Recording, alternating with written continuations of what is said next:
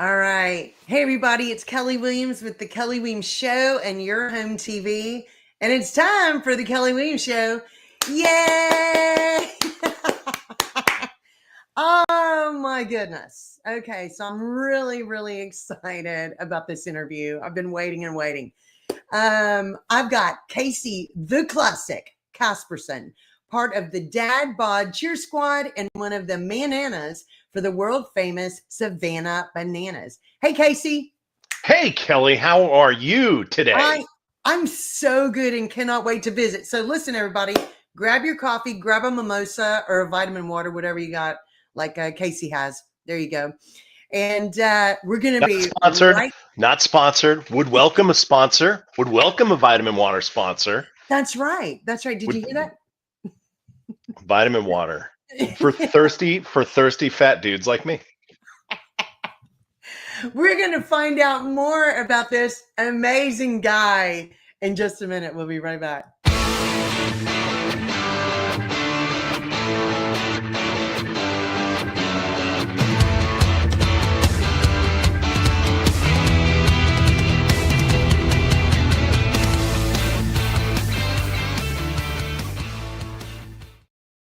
All right, we're back. Yes, we are. That's right. Do the we're back dance. Got it going on. I am right here with classic Casey. I'm saying the classic first. Casey, the classic Casperson, everybody. Yes, yes, yes, yes. Okay, so Casey, we actually met. We were seatmates on the We were plane. seatmates, yes. And so much fun. I mean, I thought, okay, I got to have him on the show. He's amazing, incredible. And what was so funny was that as soon as I posted the picture that you were our seatmate, oh my gosh, we saw them yesterday in Houston. Cannot believe you met him. So excited. I mean, they're like ecstatic. So really, really, I've been really looking forward to this interview, and so have so many other people. So Casey, first of all, where are you from?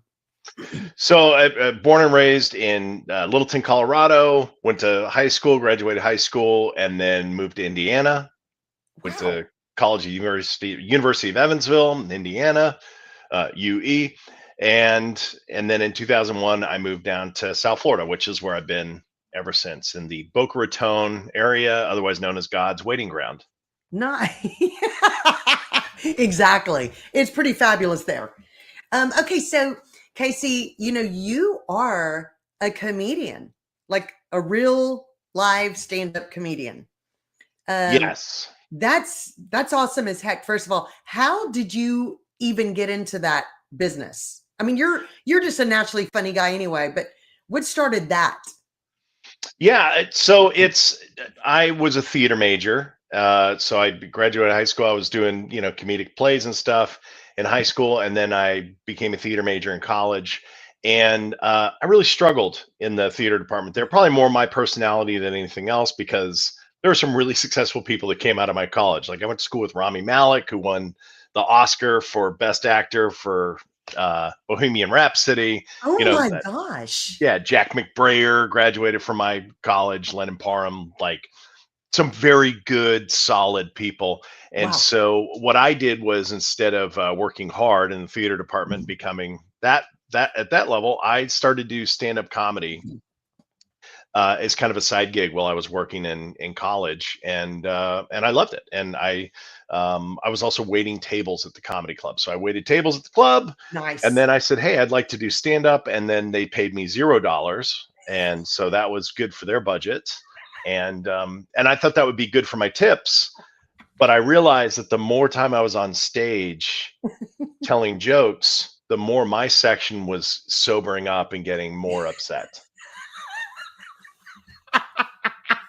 That's hilarious. It was Oh my awful. gosh. Okay, so where were you pulling your inspiration for your jokes from when you started going? I'm just going to get on stage. Yeah, so when it started, I mean, I was in my early 20s, right? So I was like 20, 21 years old when I started at this comedy club called Funny Bones, which was like a chain, the Funny Bone. And it's where every 20-year-old guy gets their source of inspiration. So there was a Yeah. lot of crass jokes where I thought I was rewriting the book on comedy, you know, That's and hilarious. yeah, yeah. So I look at the, I've kept all those jokes over the years. There isn't a single one that I could repeat to you today that would not immediately just get me fired from the Bananas and canceled in general. And we're happy you're not sharing those today. Thank you. And my pleasure. We As your appreciate that. as your stand-in Ted Cruz impersonator today, I will not tell those. You can't unsee it, can you, Kelly? Yeah, I can't now, dadgummit. can't now. So for No, everyone in no. Texas, there's a funnier version of your politician that's living on this planet that has to look like him forever. My wife is married to a guy that looks like Ted Cruz. How does that make her feel? I don't know. I know. It's like ingrained now. That's hysterical. Yeah, Oh, God. Well, thank you for that. no problem. I'm just running for president. That's what I'm doing. Okay, so I want to ask you, how how long were you doing stand up? So you actually teach classes and everything. I mean, you've got it's a pretty awesome gig you've got happening with Yeah, your yeah. comedy. Yeah, I started Sick Puppies Comedy, which is the name of my comedy company, in 2012, and I was a part of an improv comedy company called Laughing Gas in 2010. And so I started stand up like in 99, 98, 99, and then I was so good at it I became a banker, and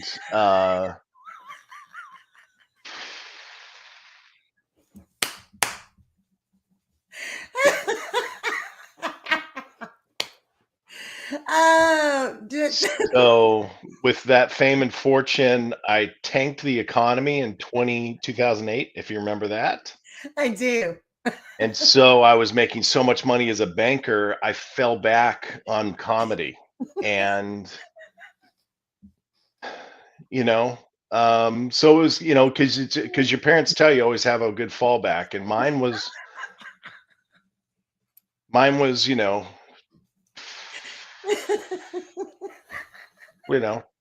talking to drunks and a microphone. Oh So my gosh, my stomach's already hurting. This is not good. Well, yeah, okay, so we ran the improv company. The Laughing Gas went out of business in 2012, so I started Sick Puppies in 2012 in Boca, and so we held auditions, and most of the people I knew, and then we've grown quite a bit since then. We've kind of expanded and contracted, and I've traveled around the country, and so one of nice. the things that improv is great for is business and sales, Yeah. management, creativity, collaboration, being able to think on your feet, think emotionally connected, be able to respond in real and human ways, and just have the ability to listen. And it really teaches you how to care about stuff. Yeah. So that's what I did. COVID hit. We had to shutter our theater, Oh gosh. and then I had to like go get a real job again. Yeah. And then somehow here we are a few years later, and I'm wearing a cheerleading outfit on the Kelly Williams show. So Exactly. And we're about to get like how you have that cheer outfit on, because what were you doing? Do you remember what you were doing when you got the call to audition for the Mannanas? okay. So I got three different text messages from three different people, Wow. and that said, "Hey, they're looking for somebody." And the one text message that I got was a link to apply on the Savannah Bananas website, and it was for a position that's not this. Oh wow. Yes. And so, but I hadn't texted her in 5 years, and she just texted me, "If you don't apply for this, you're an idiot." That's the first I'd heard from her in 5 years. So, a former cast member that had not talked to me, had not told me that she went and got married, didn't tell me that she moved, got a dog, none of that, just a text message, apply for this thing. So I did. And I did, and I got the application, and I got a email back from the organization that said, "Hey, that position that you applied for isn't what we had in mind." Now, keep in mind, the position that I applied for is like it was called the director of fun, Oh wow. and I think it was, and I've never confirmed it, but I think it was basically to be the MC or the master of ceremonies for the Party Animals, which is one of the other Savannah Bananas teams. And the person they Oh, brought on was this guy named AJ. He's incredible. But now that I see who they were looking to cast, yeah, that's not me. yeah. AJ, good looking, nice, ripped, like not a hair on the man's body, works out when he's not working out, like a, a pro wrestler, like unbelievable, just and like so special and wildly talented. So Yeah. when I sat with him on the bus after our first game, I was like, oh, okay, yeah, I get why they did this for me, and he got what he got for him. Yeah. Well, okay, so, if somebody has, before we get into the Mannanas, if somebody has never seen the Savannah Bananas play baseball, how do you explain it to somebody? Yeah, so the thing that I'll always start with is that a lot of times people compare us to like the Harlem Globetrotters, which Okay. is a good kind of jumping off point. It's that, but the Globetrotters were really scripted through and through. The game Yeah. was scripted, the outcome was scripted, all the plays were every single part of it was scripted. And so what I like to think of with the Savannah Bananas is it was bred and born out of the love for baseball, and it is a very real baseball game that is played. Very competitive, super high quality, unbelievable athletes doing some crazy stuff. Yeah. But what they did was they changed a few of the rules to enhance the game and to make it better. So they call it banana ball. So Okay. it's called banana ball, and there's some like really cool things that are very very fun. I think the most fun rule in banana ball is that if there is a foul ball caught by a fan in the stands, it's an out. That's crazy. It's amazing. Is there still So 3 outs? still 3 outs in an Oh, inning, okay. right? Wow. Still 3 outs to a side, but yeah, that's an out, and so that's one. There's no bunting because bunting sucks. So uh, if you bunt, you are ejected from the game. Wha- Um, Oh my goodness. there's no mound visits. Pitcher has to suffer. Whoa.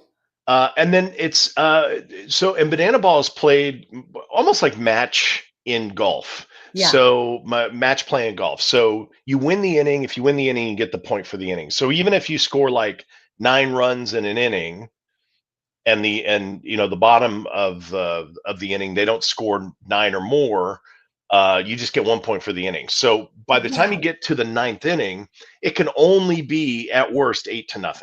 But Wow. generally, what I've found in this season that I was at my first season with them, I found that by the time you get to a ninth inning, it was somewhere around 2-3, 2-2, Yeah. 1-2, something like this, right?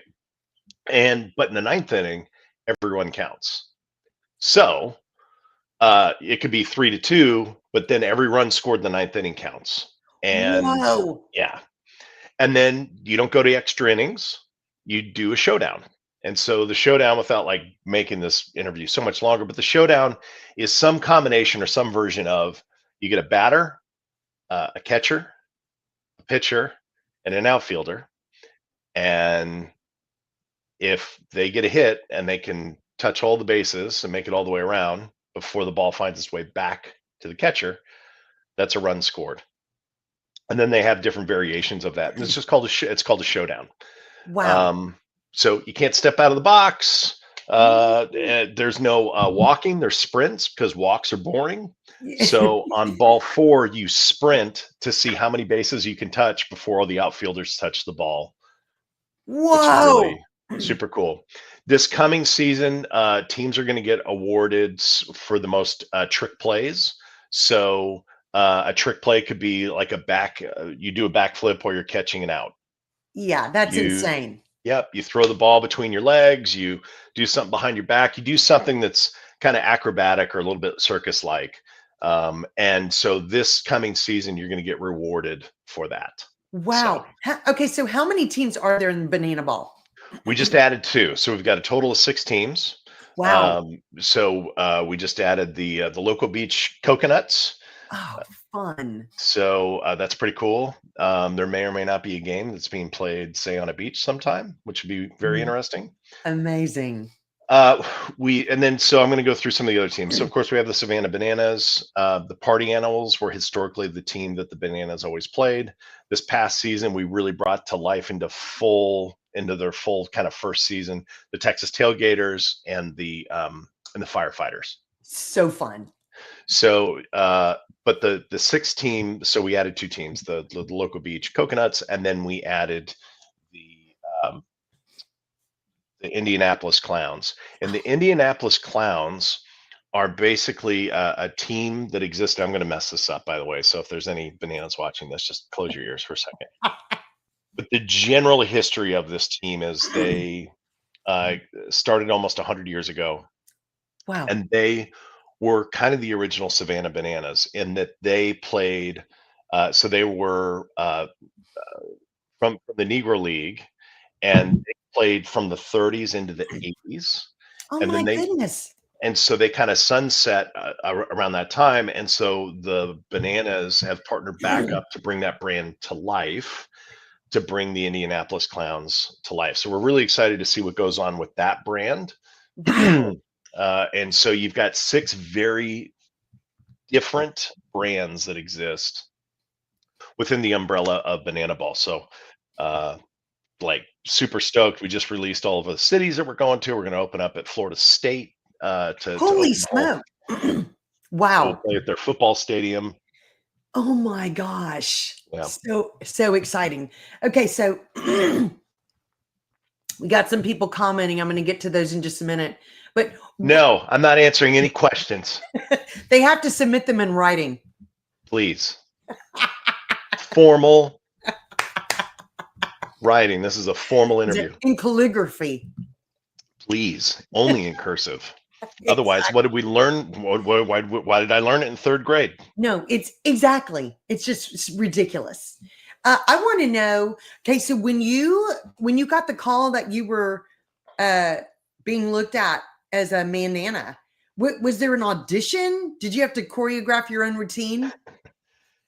So we had a couple of emails back and forth, and they said, "Hey, we've got this thing that we think is probably the right fit for you." So I got on with Matt Grafer, who's the director of talent for the Bananas. He's called the Young Professor. So if you've ever been to a game, he's the main person that's hosting and pushing the show along on the field. So he was on there, and then he got on a call with Rad Bod, who's the captain of the Dad Bod cheer squad Oh, with the fun. Mannanas. And so they got on a call, and it was just really just a vibe check, just to see if we all jive and we're good. So I had sent them some links of like, if you go to CaseyCasperson.com, you can just see some of my demo reels and stuff of things that I've done in the past. And then after we got done with that, they said, "Hey, if you put together like some kind of a demo." So I threw that together and sent it over to them, and they said, "Yeah, this looks great. We'd love to have you." Awesome. I love it. I love it. So Shelly Garrido, she said, "Good morning. I love the Savannah Bananas." Yes, so many. And then she also asked really quickly, are the Bananas going to be playing in Louisiana?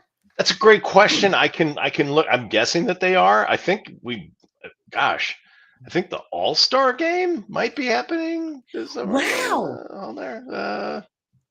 Okay, well, we'll make a note because she We'll and I make are a both note. from Louisiana, so we want to know. All right, Great we question. can look that up. That'd be awesome. While you're looking that up, Casey, Uh-huh. what did your wife say when you decided to take this gig? She was fine with it. So I don't know. She knew that this is the thing that this is the kind of thing that I love to do and that I enjoy it. But she's a very different personality than me. So she is really good at being happy and self-sufficient because she has a self-esteem.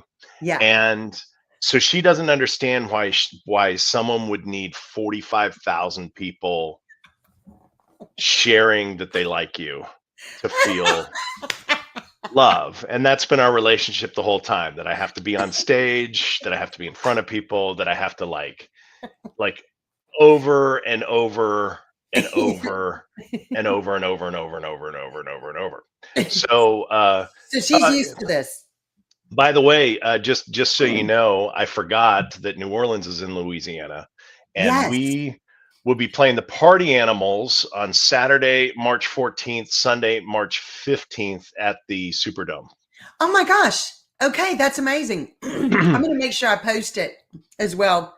Yeah, one thing to call out here if you're watching and you want to get tickets, you have to go to the savannahbananas.com. Okay. You have to choose the city that you want to go to, and Oh, you have to enter a lottery.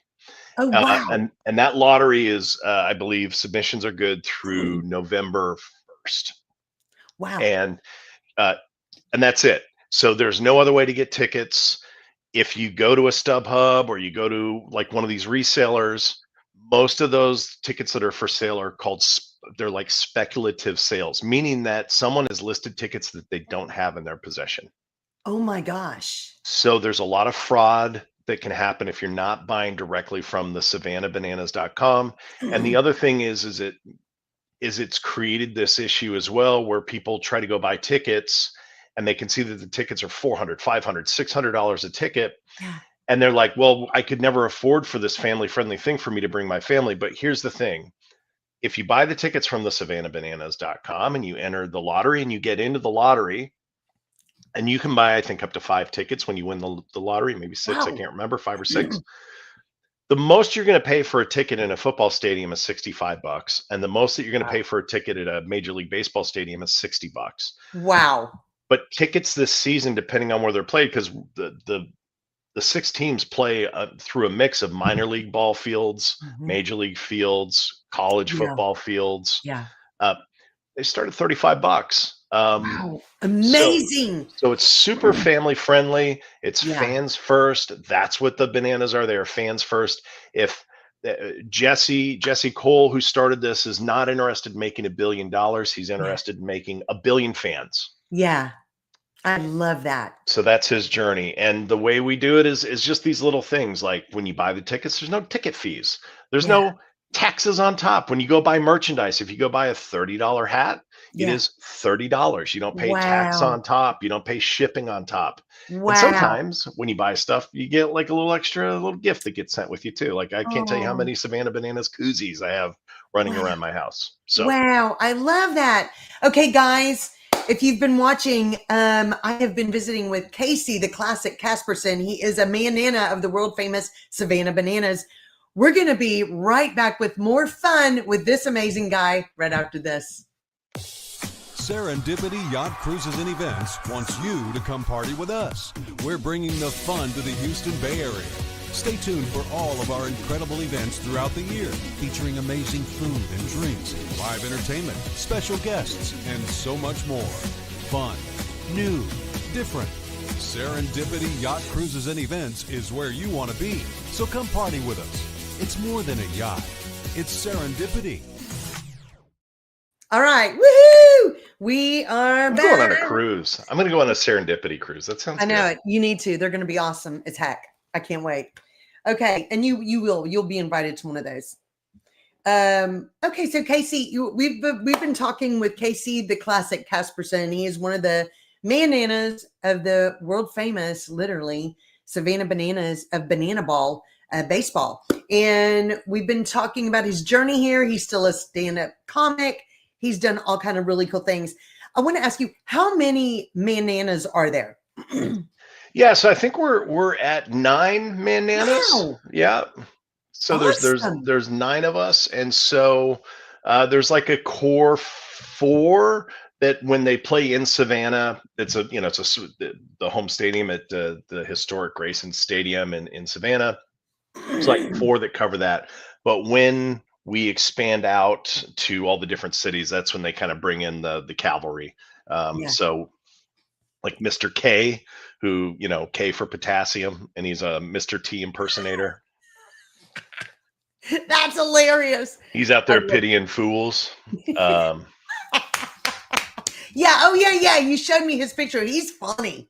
Oh, That's great. hilarious. Yeah. That's amazing. Where are all these people from? Because y'all fly into all these events all over the place. Yeah, so Mr. K lives in Arlington, Wow. and then the Cheese lives in the Tampa area.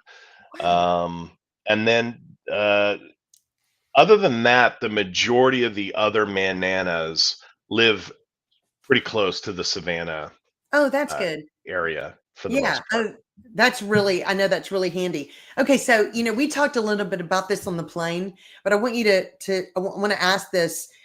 How physically demanding has being a Manana been? Because people see y'all doing your dances, your funny things, but it's a lot of work, and it's physically, I would think physically draining, honestly, as much as y'all put into it.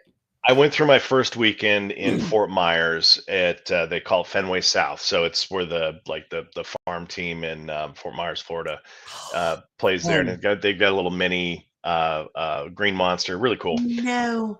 But it was 3 days in a row there. That was my first weekend, and after the first day, I was unable to walk. So I now keep in mind at that time I was closer to about 300 pounds, Yeah. and so out of shape, probably the worst shape that I'd ever been in my life. Yeah. So the thing that got me the job, kind of my pudgy self, Yeah. fatty fall down, make funny, was also the thing that was keeping me from doing the job. And even at the end of the season, Fluff Man, one of our other Mannanas, said, "Dude, after I saw you on that first day, I thought that was it. We weren't going to see Casey again." Wow. I mean, I couldn't get off the bus. Maceo, the person that does all of our choreography that was on America's Got Talent, he Wow. just he I dropped my card for my room as he was in the hall, and when I leaned over to get the card, I just made the most guttural like oh, and Maceo was like, "Oh man, that's not good." Oh. I Oh had to my ice it God. down. I got through the weekend. I was really, really upset. And when I looked at my phone after the weekend, I had put in 79,000 steps in 3 days. Oh my gosh. Yeah. And Wow. so a lot of that is dancing, but a lot of it is just going up and down stairs because the job after we do our on the field dance and introduction and a lot of the stuff that we do before the peel is what the Yeah. show is So before we go cute. into the stand. Yeah, we have before the peel. I love it. Is then we activate the stands, and so we have to go out to every place where our fans are, so that, I mean, we Wow. really are fans first, and we get out there and we're getting pictures with the crowd, and we're doing signatures for the kids and signatures for the adults, and my average at the end of the season was about 25,000 steps a day. And so Holy I went smokes. from being 300 pounds to today I'm 260. So I've lost 40 pounds in 7 months. Oh my goodness. And almost everybody on the tour lost weight this season. So Holy smokes. super, super taxing. Yeah. Um, and so it's one of those things where it's like, well, if I keep losing weight, Yeah. maybe I lose my job. Yeah. Well, and I was going to ask you, I mean, how much weight do they allow you to lose? Well, I think the ADA suggests that they can't say those types of things, but uh, We but know uh, some but cheer I squads don't let you gain. So, yeah, I I know the nice thing is I do love to eat, so yeah. I think I'm going to be able to out eat my weight loss. I think I'm going to win. I'm going to win this battle. Um, it's like the people that try to win against Ozempic, and they do a great job at it. That's what I'll do too. Yeah. So Yeah. Well, that's good. That's good yeah, news. Okay. So, are there any traditions that y'all have before each game with the Mannanas that y'all do to get hyped yeah. up? There's a lot of there's just within the Mannanas. Yeah. Or whatever. Yeah, I think there's some fun things that we do. There's like the signature dance that all of the bananas do. It's called the Hey Baby, and we do it I think 4 times throughout the course of the day, Oh, fun. and it's just just fun song, fun easy dance. Yeah. And then one of the traditions that the Mannanas started this year by Space Cowboy, one of our Mannanas, is a song called Guilty Pleasures, and so it's just like a little dance that we do, even something that I could do. And so it got to a point where we have like the fans in the Before the Peel doing it. We post it online. And so it's just like everything is like music and dance centered. There's a lot of improv elements to this, which is why they liked bringing me on Yeah. board. So like everyone in the cast is, even if they've never done quote unquote improv, they're all unbelievable improvisers. They're so good on their feet. They're very good at collaborating. They're friendly. They're very good at making others look good, which is such like the core tenet to improv, is making Yeah. your scene partner look good. Yeah. And they do that, and they did that for me all season, where I had a massive learning curve. I thought after getting leads in musicals and being able to skip on choreography, because gosh, my whole life they would say, okay, we're going to do the choreo. And then I would start to do it. And it wasn't that I was fighting it. It wasn't that I was refusing to do it. They just saw how bad I was. And they would be like, you know what? Actually, you just vibe. And then everyone else will just kind of do their stuff behind you. So I thought at the age of 46, I had escaped learning choreography. And I could not be more wrong. Yeah. But I have to say that, like, you know, Maceo and Radbod are two people that totally changed my life this season, because constantly relearning the lesson that old dogs can learn new tricks. Yeah. Because I had a panic attack in Charlotte. We had to learn a new dance with 24 hours notice. Oh gosh. We were going to be on national TV. I think it was an ESPN game. Oh my It was in goodness. between the second and third inning, I think, if I'm remembering all this correctly. And I was in sheer free fall panic. Yeah. And knowing that I could do it, but my body was in a fight or flight, and I got through it and I did it. And then because we proved that we could do it on short notice, they started to give us more of those dances on short notice. And that's a skill that I have now, where if you show me choreography, I have my own little coping mechanism to learn it within like an hour and a half, 2 hours, and feel like I could go. Now, it's not good. I'm not good. I'm a horrible dancer. Terrible for anyone that's looking at me and expecting great moves. I'm just saying that I'm going to say that I can tell my body what I want it to do, and my body will show the effort as though it knows what it's supposed to do. That's a very low bar for dancers. And I'm meeting that. I'm meeting the part where I know what the dance is. I know that. Hey, that's good. It's kind of like math when they tell you when you're young, you're never going to use math again. And in your case, it was choreography. You're never going to need choreography. I mean, look, I was in a I think it was a mini commercial 10 years ago, and they had cast me as a dancer, and I was like this, like cast as this moving guy that moved boxes on and off a truck. Oh my goodness. And they hired really good dancers, but they were all tiny. And so they wanted one big guy, because like movers are supposed to be big guys. And so they're like, can you dance? And I was like, not really. And they're like, well, show us something. And I did a grapevine. I did literally the do, kick, do, kick. And I was like, and they're like, great, you're hired. And I was on a pilot for a TV show that was simultaneously filming at the same time as this commercial. Oh my gosh. And I kept missing all of the rehearsals for the dance. No. So the day of the dance for this commercial, and by the way, this particular commercial is a single shot commercial. So as the car drives, there's no editing, single shot. Yeah.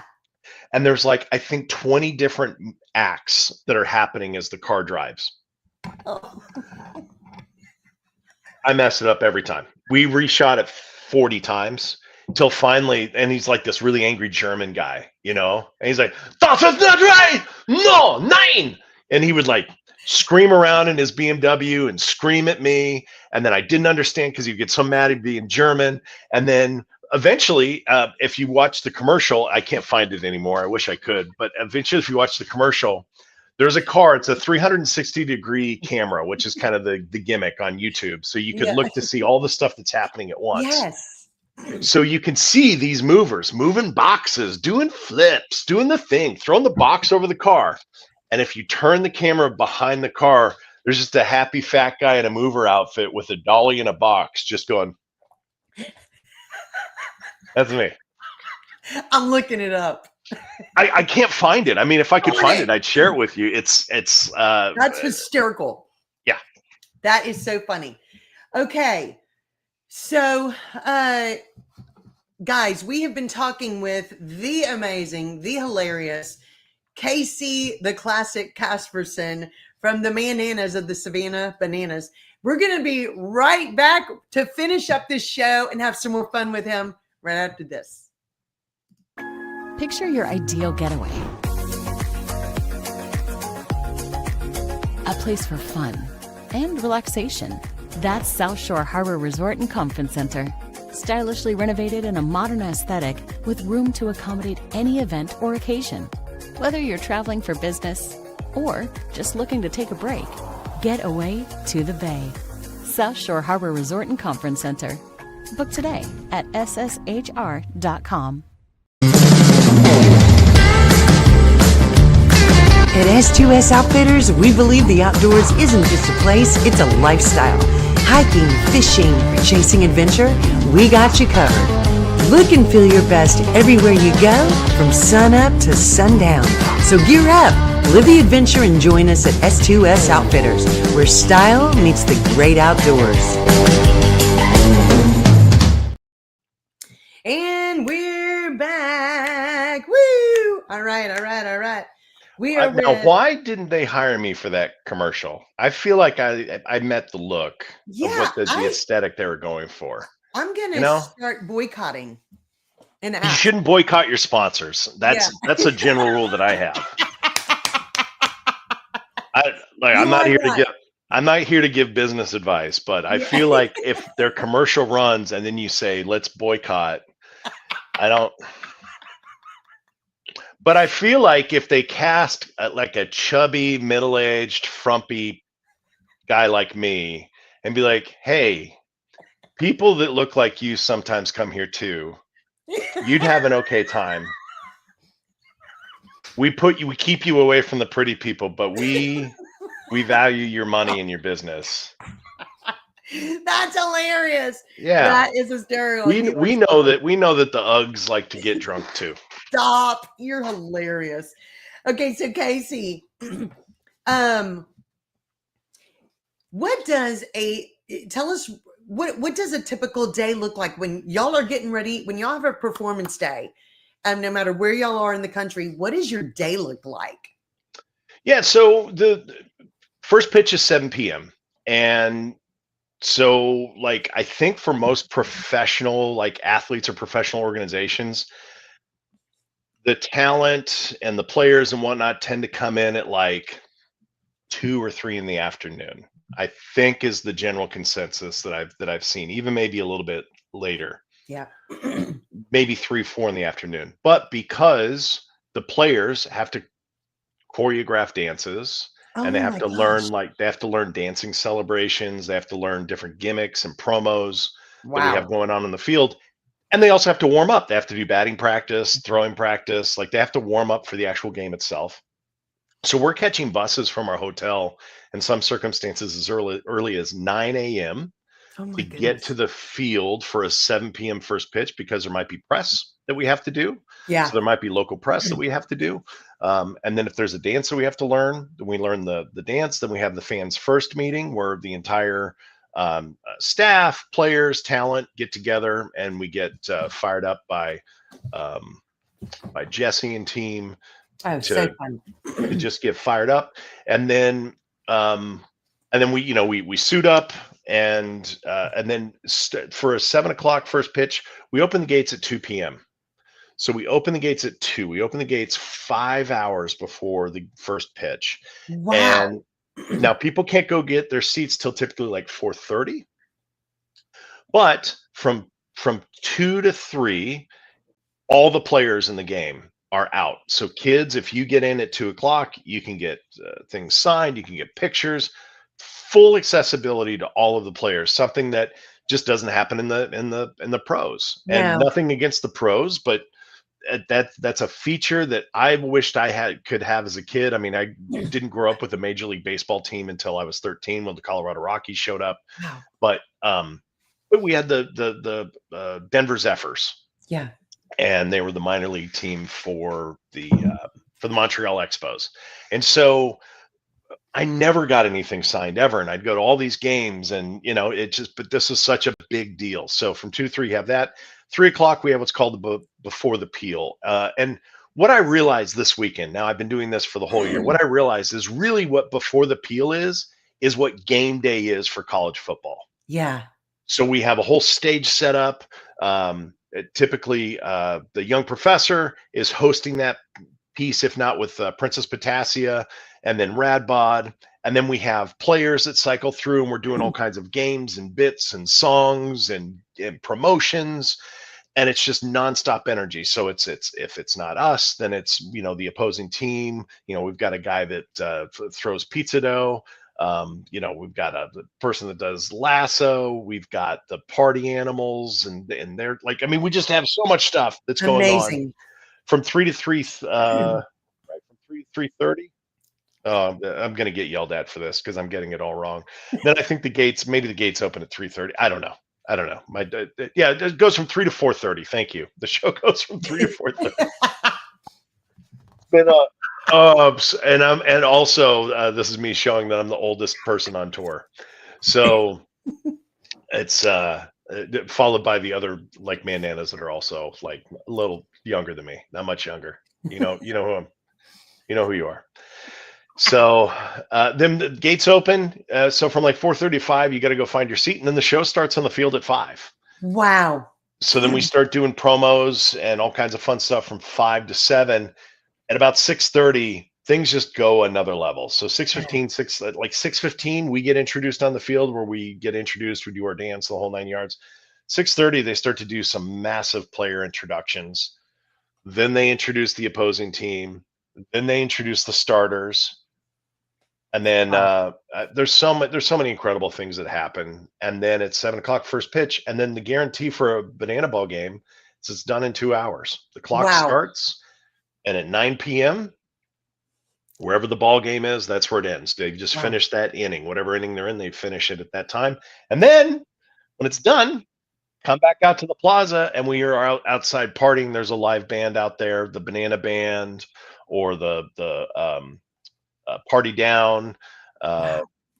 Whoever's out there playing, and from 9 to 9:45, 10 o'clock, Jesse Cole is out there, and he is out there until the very last fan gets a signature if they want one. So Jesse himself as fans first. Yeah, I mean, these are a full day of fun. Seriously, for the whole family. This is incredible. Yeah. Okay, so I have a quick question. Have you ever had a stalker?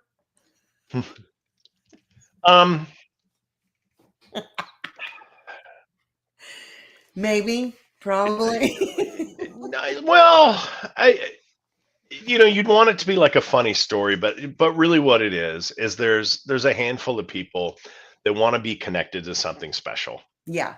And so not a stalker in the the common way that you would hear where someone wants to be with somebody. Yeah. But it's someone that maybe I've talked to or connected with, and they just can't help themselves, that they just want to like be connected to that thing. And so I try to serve that as long as I can until I realize that this person is maybe unwell. And so I have to step back a little bit on there. But no, I don't get the weird fandom that like KJ gets. Oh, good. Okay.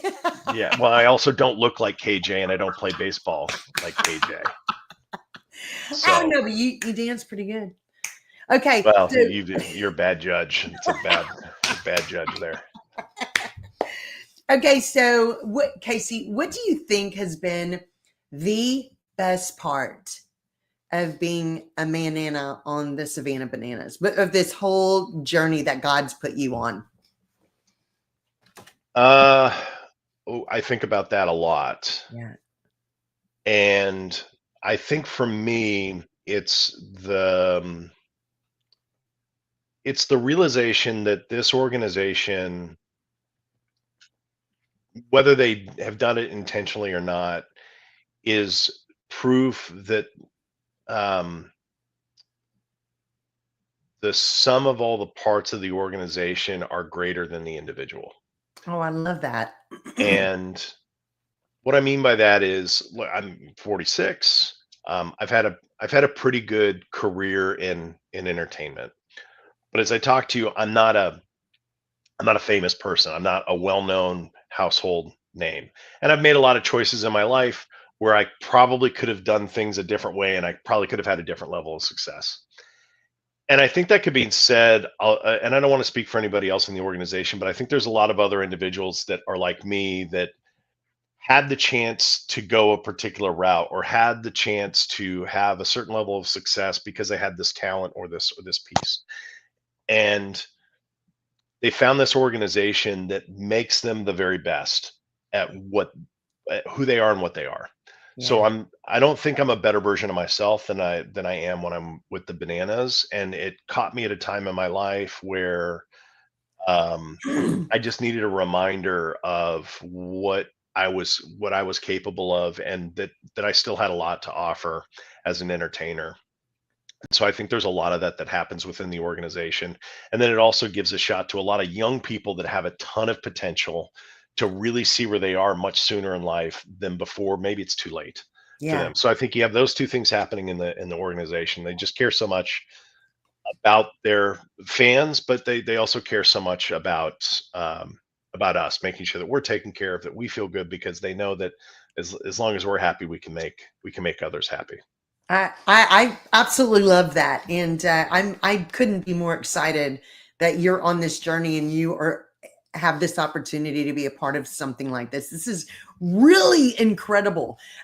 How can we find the schedule of the Savannah Banana Games, and then will you remind us how to get tickets again? Yeah, so if you go to thesavannahbananas.com, you can click right into there to see everything that's coming on with their schedule. Is specifically, if you go to thesavannahbananas.com/schedule, that will take you there, and then there's a link to join the ticket lottery list.